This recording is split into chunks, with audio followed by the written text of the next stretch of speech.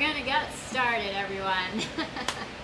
So I'm Beth. I'm one of the dietitians here at Community Servings, and hi, I'm Valerie. I'm a manager of nutrition services, and we are talk louder. Okay, so we are thrilled to be back in the kitchen and teaching again. We've missed this. We've missed everybody so much. So we're gonna go ahead and get started. One thing that you will notice is that Beth and I are not wearing masks. We are going to try to keep our distance from each other. We have been otherwise really safe, isolating with our families and whatnot, so it's too hard to hear us with them on. So we are just going to try to keep our space today. So we're kicking off our summer series, which we're calling Learning Kitchen Live, in the Learning Kitchen. And we're going to be focusing on a very important topic that's related to the summer. We're going to be talking about vitamin D. So I'm going to start us off talking a little bit about what vitamin D is, why it's important, how to get more vitamin D, and then Val's going to take the lead on a recipe that is chock full of vitamin D. It's a salmon recipe. So a lot of people call vitamin D the sunshine vitamin, and that's because you have something in your skin that's like an inactive version of vitamin D, and when the ultraviolet light from the sun hits your skin, your body turns that into vitamin D. The problem is that a lot of us either are wearing sunscreen, which blocks the ultraviolet light, or we spend a lot of time inside, covered up, and if you live in New England, 3/4 of the year, you're really not getting enough sunlight. So vitamin D tends to be a nutrient of concern for a lot of people because not only are we not getting it in the natural way from sunlight, but there's not a lot of foods that have vitamin D. It's sort of probably the hardest vitamin to really get enough of from food without really thinking about it. And vitamin D is really important. The main thing that vitamin D does for us, it regulates our absorption of calcium and also how much calcium is going in and out of our bones during the day, as well as phosphorus, which is another really important mineral for our bone health. But vitamin D also has hundreds and hundreds of other functions in our body. So it has to do with muscles and nerve growth. It has some role in heart health, and it's also really important for our immune system. And so that's a hot topic for a lot of people right now, talking about vitamin D for immune health. And so vitamin D has actually been flying off the shelves in most pharmacies right now because there's some research out there and maybe some news stories that have picked up on it that having a vitamin D deficiency makes you more at risk for either getting COVID-19 or dying from COVID-19. So I did a little research on that, and unfortunately the data is a little bit mixed, so I cannot come out and say, yes, go and take vitamin D and you won't get COVID-19. That would be amazing if that were the case. But what we do know is that people who have vitamin D deficiencies, so not people who are necessarily taking extra vitamin D, but people who are severely deficient are much more likely to get more severe respiratory diseases. So if you're someone that you think might have a deficiency, then it might be a really good idea at this time to look out for some vitamin D, either by getting more foods with vitamin D, which I'll talk about in a sec, or by getting a supplement.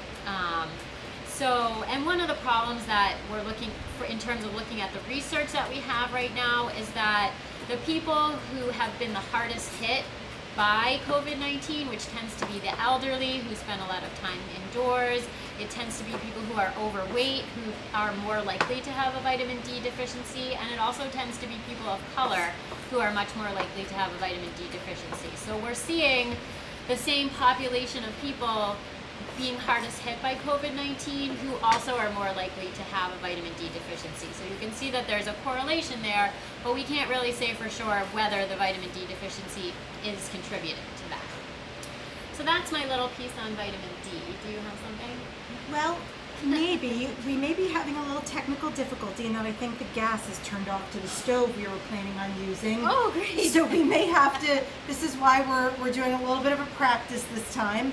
So what I think we're going to do, normally this dish would be done either on an outdoor grill or on a grill pan or in a frying pan on a stove.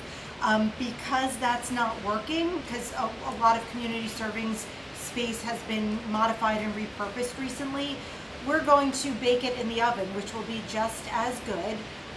So I'm going to step out of the frame for a minute and turn the ovens on and get a pan to roast this in. All right, never a dull moment. Never a dull moment. So that segues me nicely into foods that have vitamin D. So the best source of vitamin D in our diet are fatty fish. So like the salmon that we're making today, tuna, sardines, any fish that has a higher fat content is going to come along with vitamin D. Another great way for people to get vitamin D, especially because it's hard to get a lot of servings of fatty fish in our diets each week because maybe we're not going to the grocery stores often. Also, these are more expensive meals. Or a lot of people just don't like fish that much. So other ways to get vitamin D are to eat foods that are fortified with vitamin D. So that includes milk. Sometimes juices are fortified with vitamin D and calcium together.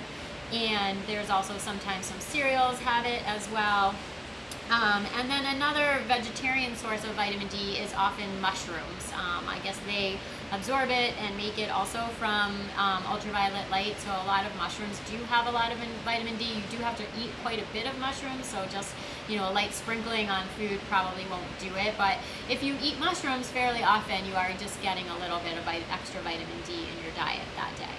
So to kind of close out what we're talking about here, most adults need about 800 to 1,000 what we call international units, which is how we measure vitamin D. So they need about 800 to 1,000 units per day. You can overdose on vitamin D because it's fat soluble, which means that you're not going to just absorb it and then pee it out with your urine like you would vitamin C or the B vitamins. It's going to get absorbed into the fat in your body. So it's possible that it can build up too much. So on the market, there are some really high doses of vitamin D. I would try to avoid that unless you've actually talked to your doctor about a severe deficiency and he or she has recommended that. If you're just a lay person and you want to kind of cover your bases with vitamin D, 1,000 units, international units a day should be just fine. Just make sure that when you are taking a vitamin D supplement that you're doing it with some sort of fat in your meal, so either with some milk or a meal that has some sort of fat source. It doesn't have to be a high fat meal, but just something with a fat source, so that when you eat the vitamin D, it's able to get into your body through the fat, absorbing it as well. So with that said, feel free to ask questions via the chat function, and I'll be monitoring that. And I'm going to turn it over to Val, who's going to make our nice vitamin D rich salmon dish.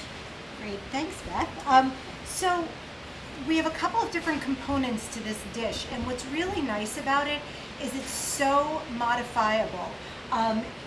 We're making it with salmon and an avocado dressing, and there's an herbed oil that's going to go on top of the salmon. This could be done with really any fish. You could do it with chicken breast, turkey breast. I think there's so many different ways to do this, even tofu if you're a vegetarian. We're also going to roast some pineapple to go along with it. You can do that, you don't have to. And Beth's going to make an avocado dressing, which is going to be really delicious with it too. So I'm going to start with this infused oil that's going to be brushed on everything before we bake it. I have about 2 tablespoons of olive oil.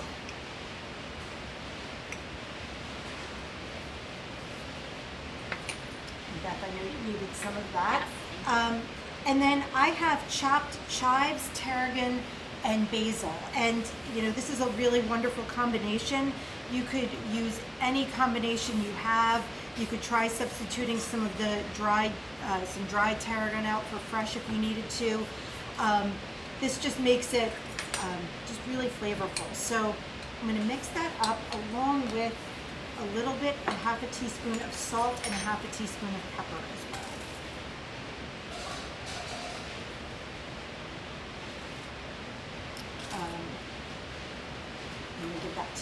well. So I'm going to mix that up, and I am going to first cut our pineapple into a few slices. This is an already peeled and cored pineapple. You know, you could buy a whole pineapple and take care of that yourself. You could use canned pineapple rings if you wanted to, just rinse them off. Anything would be just fine. Yeah, and actually the recipe also said that if you're using canned pineapple, to try to dry it a little bit with some paper towels so that when you grill it, you know, it's not wet, to get some nice like color on it, but that's just aesthetics.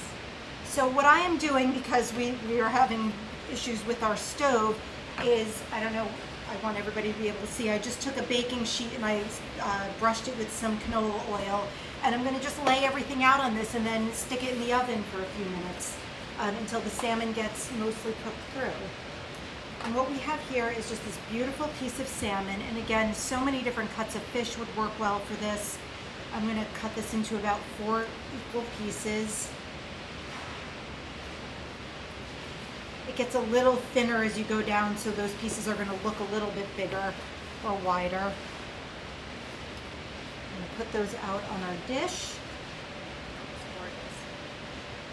And I am just going to brush some of this herbed oil on the pineapple and on the salmon.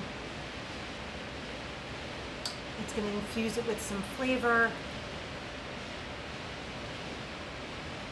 If you've never had grilled pineapple or fruit, it seems like to a lot of people like a weird thing to do, to like grill your fruit. It's so delicious. All of the sugars in it caramelize, like grilled peaches are really delicious, and this is a great time of year to try some of that.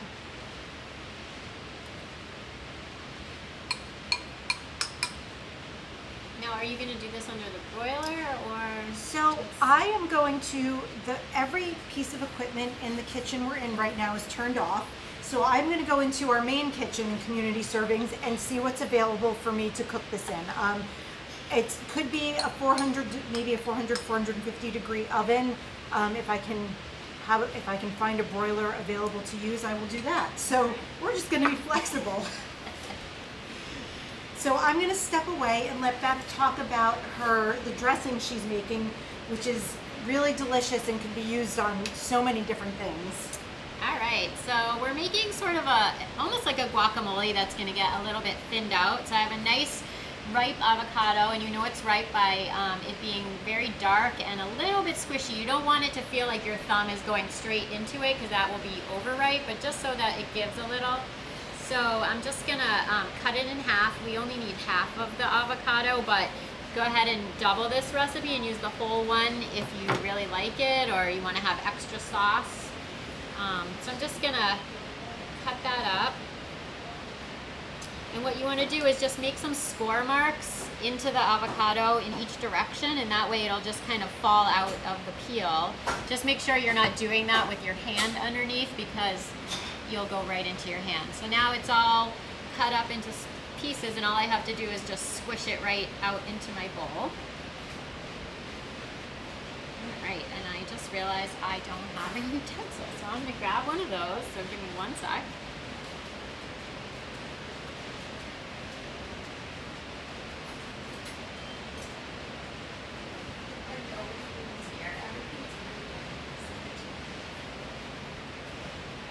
Sorry about that, folks. Hold on one sec.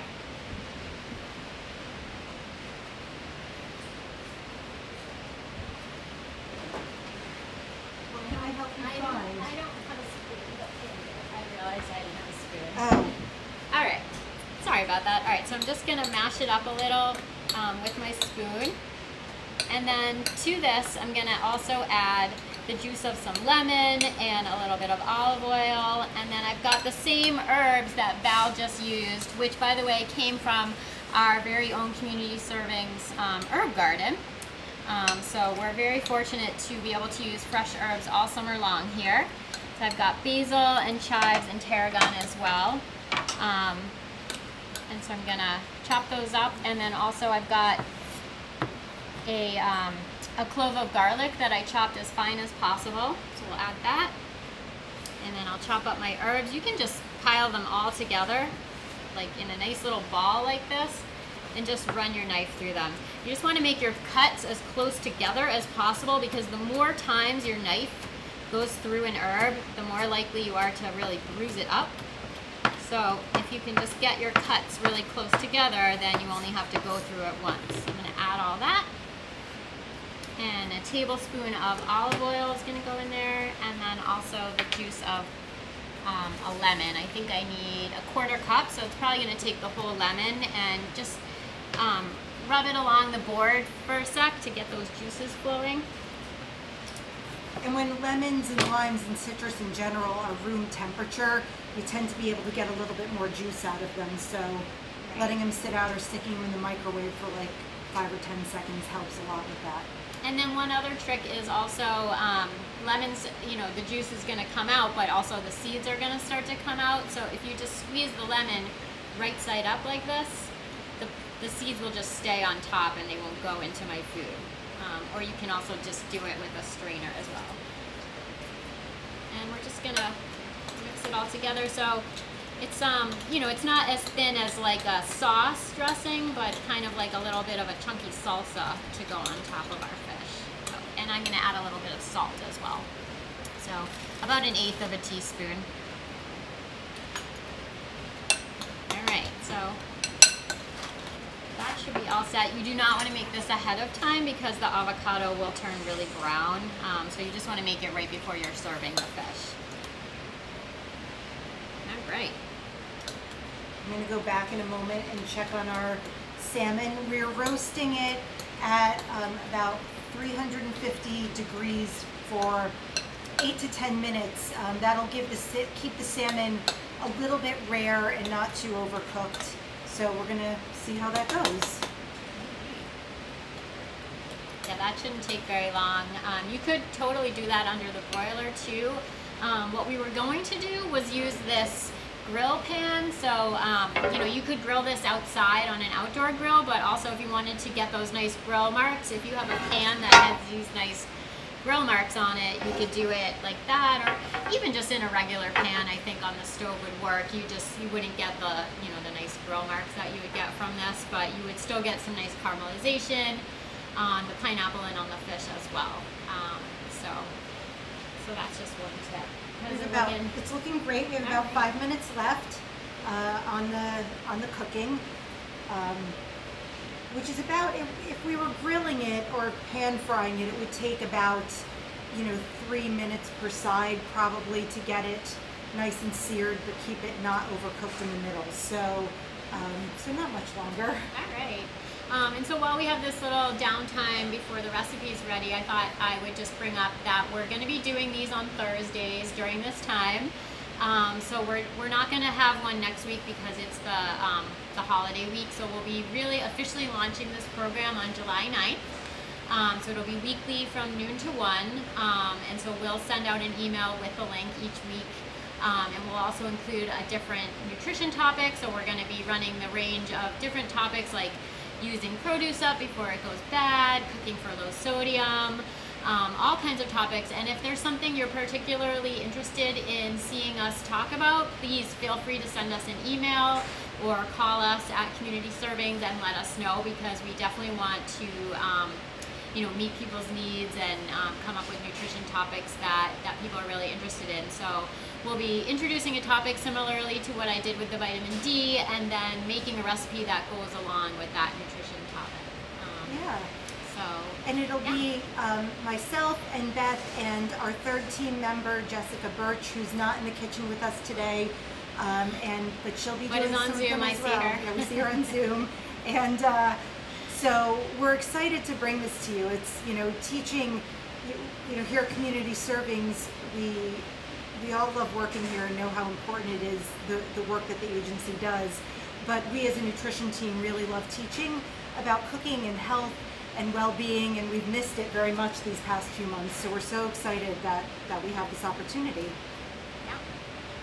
Yeah. And if anyone has any questions, feel free to just type them into the chat box, and we'll answer them as quickly as we possibly can. I'm going to go back and check on that. All right. So I'm looking forward to having this salmon. I think, one thing that is a little bit different about teaching virtually is that we aren't able to allow everyone in the audience to taste things. So it's a little bit more like if you were watching a cooking show on the Food Network as opposed to attending one of our classes in person. So I hope you will make the recipe and try it out. Let us know what you think. If you're not a fan of salmon or can't get your hands on salmon but really want to try these flavors, I think this would work great with even some grilled chicken. So you won't be getting the vitamin D of the fish, but I think it would make a really, really nice summer dish. I know I keep coming back empty-handed. About 2 minutes and it'll be done. It's lunchtime. So yeah, I think for the 9th we have teed up something. Actually, I can't remember what the topic is going to be for the 9th. Do you remember? But we have lots of good nutrition topics coming up. And again, if there's something that you want to hear about, we're happy to discuss that. We're going to do fiber in a few weeks. I think I'm doing that on the 16th. I just can't remember what the 9th is. Possibly a healthy snack. I know I have queued up to try to stick to the spirit of our classes where we are using as much summer produce as we possibly can. There is a question. Yes, I'm going to answer. So the question is, how frequently should people eat fish weekly? So the recommendation is 1 to 2 times a week. That's a little bit extreme for someone who's not a big fish eater, but for someone who does eat a lot of fish, that doesn't seem like a lot. But if you can aim for 1 to 2 times a week, that would be ideal. So I hope that helps. And then to answer your question about mercury, so mercury tends to be more of a concern in like really big fish, so tuna steaks, and mackerel, like really big king mackerel and things like that. It's a biggest concern for children whose brains are developing and for pregnant women. For adults who have more, fully formed brains, it's less of a concern, but it's definitely still something to think about. So if you're someone that eats, tuna 3 times a week, it might be something to think about. But the smaller fish, so like most of the white fish, like cod and haddock and things like that, are not going to be a concern. It's more like the big steak type fatty fishes. But yes, definitely I would say stay away from eating like tuna fish more than twice a week. Ooh, look at that. Did not come back Perfect empty-handed. timing here. You want to put it on here? So it smells so good. I wish you could smell it out there. I know. So this came out really nicely in the oven. The difference is when you roast it as opposed to broiling it or pan frying it, we're missing probably a little bit of the caramelization that we would get on the pineapple, but it smells delicious. It looks beautiful. We're going to plate this up.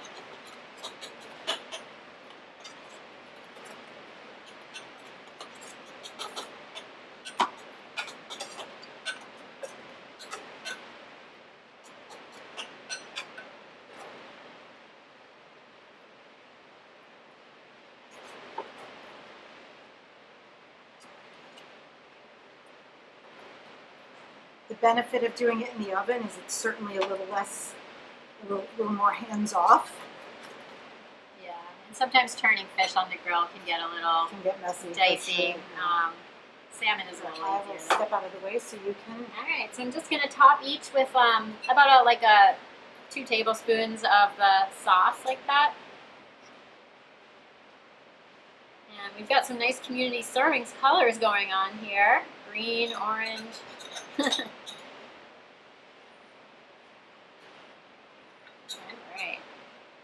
We're on that one. Alright. Do you want to hold it up or? Yeah. So here we go. Let's see how much everybody can see without me dropping this. It looks great. Like Beth said, I wish you could smell this. But despite all kinds of technical difficulties, what I did learn is that because we're reusing this learning kitchen space for some other kitchen functions right now, all the gas has been turned off in it for safety reasons. So we'll resolve that before we do the next one of these.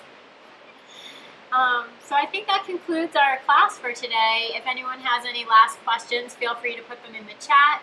And am I correct in saying that we're going to be posting this on Instagram TV later as well? So if you are looking for, if you want to rewatch it or you want to send it along to someone else. Also, in the future for our additional classes, feel free to let your friends know. You can just forward them the Zoom link as well. That should work for them. And we hope to see you all on the 9th. Thanks for joining today, everyone.